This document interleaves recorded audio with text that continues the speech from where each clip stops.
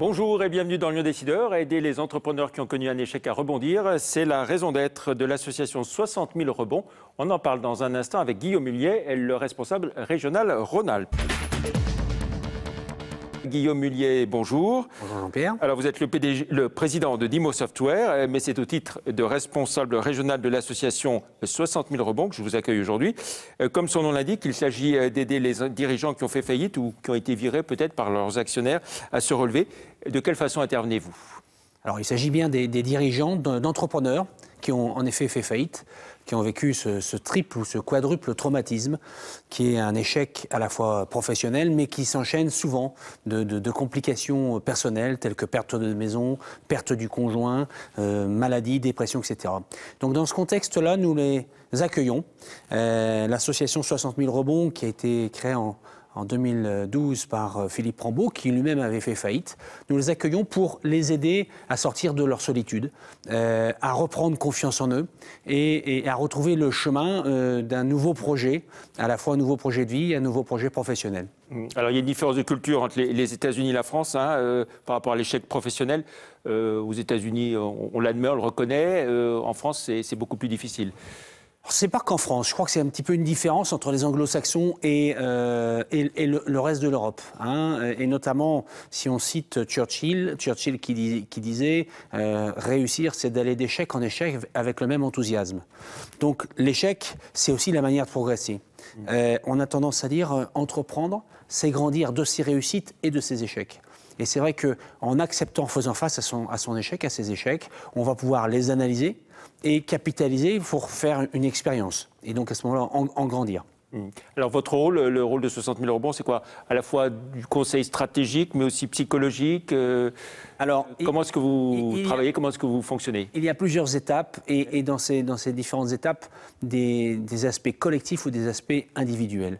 La première étape, bien sûr, c'est l'accueil. On va vérifier que les valeurs sont partagées par la personne qui nous rejoint, que ça soit d'ailleurs l'entrepreneur ce qu'on appelle en faillite, mais chez nous on l'appelle entrepreneur en rebond, EER, entrepreneur en rebond, ce qui est quand même beaucoup plus positif, ou que ça soit des bénévoles. On va s'assurer qu'ils partagent nos valeurs de bienveillance, de solidarité, d'engagement et de professionnalisme.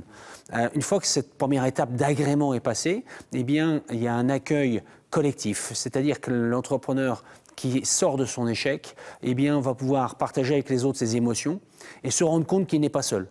Autour de la table, une dizaine, quinzaine d'autres entrepreneurs ont vécu le même traumatisme. Et déjà, on voit son visage changer par le fait qu'il ne se rende compte qu'il n'est pas seul, que d'autres ont vécu les mêmes difficultés. Mais par ailleurs, les autres qui ont un peu plus d'avance sur lui vont lui dire, tu sais, il y a une lumière au bout du tunnel. Et cette lumière, on la voit, donc toi aussi tu peux la voir. Et ça met tout de suite en confiance dans le fait de se dire qu'il y a une issue positive qui est possible. Ensuite, une démarche individuelle qui est un coaching, par un coach professionnel, mais qui intervient bénévolement. Tout ce qui est fait au sein de l'association est fait de manière bénévole pour les entrepreneurs en rebond. En fait, il y a que des entrepreneurs, soit qui sont aidés, soit qui accompagnent, soit qui aident. Alors, entrepreneurs ou cadres dirigeants, dans l'appui.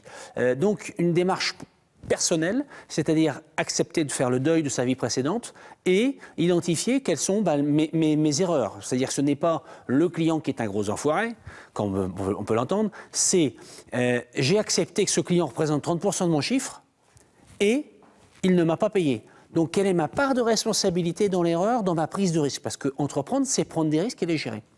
Donc ça amène l'entrepreneur en rebond à évoluer. Ensuite, une démarche collective de co-création sur des projets. Et en même temps, en parallèle, un autre entrepreneur qui agit en qualité de mentor, en qualité de parrain, mais peut-être parfois pour freiner un peu dans le rebond. C'est-à-dire que si on veut rebondir, il ne faut pas partir sur du ciment mou. Vous prenez appui sur du ciment mou ou sur du sable mouvant, ça ne va pas aller bien loin. Or, on se rend compte que les entrepreneurs non accompagnés vont, du fait de vouloir rebondir trop vite, mettre 8 ans en moyenne. Là où, chez nous, en moyenne, l'entrepreneur en rebond va mettre entre 6 et 18 mois, sachant que 30% des rebonds se font en salariat et 70% c'est des recréations d'entreprises. Alors vous êtes un mouvement, une association nationale qui s'implante région par région. Exact. Donc vous avez pris la présidence ici en Rhône-Alpes. Le mois de mai, oui. Voilà, avec quel déploiement prévu, une présence sur plusieurs villes Déjà, c'est de s'assurer la qualité. La qualité est là. On voit les entrepreneurs sont contents, ils témoignent positivement de ce qui est fait. Ensuite, c'est de le proposer au plus grand nombre en respectant cette qualité. Donc, c'est démultiplier un nombre de clubs, un peu comme certains les connaissent, les clubs APM ou d'autres clubs. Et donc, à partir du moment où on va aller jusque 20 accompagnement d'entrepreneurs et au-delà, on démultiplie le nombre de clubs. Aujourd'hui, on en accompagne 15 sur la région Rhône-Alpes et on a l'ambition d'aller à 200 d'ici 3 ans, soit 80 cette année 2016, en ayant ouvert Grenoble, en ayant ouvert Valence et on ouvrira certainement 1 ou 2 nouveaux clubs sur Lyon et ensuite on verra si on ne peut pas aller vers Bourg-en-Bresse, vers Roanne ou vers Clermont ou voire Dijon, si des bénévoles se lèvent. Et c'est là où votre émission a un attrait important. Alors justement, j'imagine que vous recrutez, vous cherchez à ce qu'il y ait des gens qui vous rejoignent, à la fois pour accompagner ou des chefs d'entreprise. Ça se fait via du réseau. Le premier recrutement que nous devons faire, ce sont les entrepreneurs qui ont fait faillite pour que ceux-ci sortent de chez eux, pour qu'ils acceptent de quitter leur solitude, d'aller au-devant d'autres personnes. Ça, c'est le côté important. Si vous êtes dans cette situation, n'hésitez pas, venez nous rejoindre. Par ailleurs, donc, cette démarche, elle est accompagnée par le tribunal de commerce, les tribunaux de commerce, qui ont une démarche tout à fait d'accueil de notre association pour faire un peu la suite de ce qu'eux n'ont pas pu faire. Ensuite, c'est les réseaux d'entrepreneurs tels que le MEDEF, le CGPME. C'est d'autres réseaux d'accompagnement de la création d'entreprises. C'est le réseau Entreprendre notamment, qui a peu, mais quand même quelques-uns de leurs lauréats qui ont fait faillite.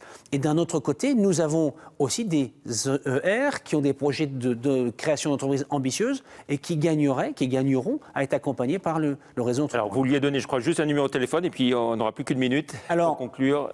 Soit le site web qui est en cours de réparation, donc 60 000 rebonds, ou sinon un téléphone 04 78 63 19 70. Voilà, et puis pour finir, j'avais 2 questions plus personnelles à vous poser. D'abord, comment se porte votre entreprise, Dimo Software? Vous avez fait une acquisition il n'y a pas très longtemps à Nantes. Exact, Dimo Software progresse de 15% cette année sur son chiffre, a de bons résultats. Une croissance externe qui s'est faite sur Nantes dans le domaine des logiciels de maintenance, où nous avons une position de numéro 3 français, donc on avance bien. Des volontés d'aller à l'international et aussi, si vous voulez mieux nous connaître, nous vous invitons le 5 avril, votre forum annuel. À notre forum annuel, dont le thème est, comme par hasard, échec, tremplin vers la réussite, avec des interventions passionnantes. Et juste une question très personnelle, Guillaume Mullier. Est-ce que s'appeler Mullier, c'est un avantage dans la vie? Est-ce que ça vous déporte? Ou est-ce que c'est plus compliqué, au contraire? À Lyon, c'est un gros avantage. Parce que quand je dis Mullier, l'interprétation ne se fait pas et on n'associe pas mon nom avec ma grande famille du Nord. Donc c'est très bien. Quand j'en ai besoin, je peux le faire. Quand j'en ai pas besoin, je ne suis pas gêné. Très bien. Merci beaucoup, Guillaume Mullier, d'être venu dans Lyon Décideur. On se retrouve la semaine prochaine pour une autre émission. Au revoir. Merci Jean-Pierre.